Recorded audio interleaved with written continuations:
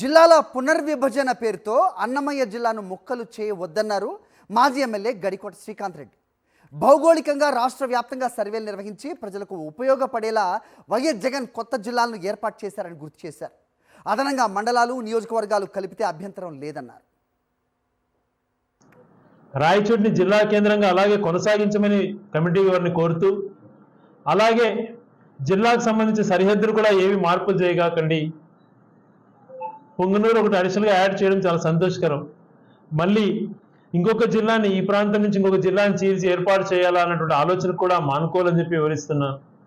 మేము ఏ ప్రాంతానికి వ్యతిరేకం కాదు, కానీ ఇప్పుడు ఉన్నటువంటి జిల్లాలో మళ్ళా ఇంకొకటి సగం డివైడ్ చేసేస్తే, ముఖ్యంగా అభివృద్ధి చెందిన ప్రాంతాలు ఈ ప్రాంతం నుంచి విడిపోతే మళ్ళీ ఈ జిల్లాకు సంబంధించి భవిష్యత్తులో అనేకమైన అనుమానాలు కలుగుతాయి.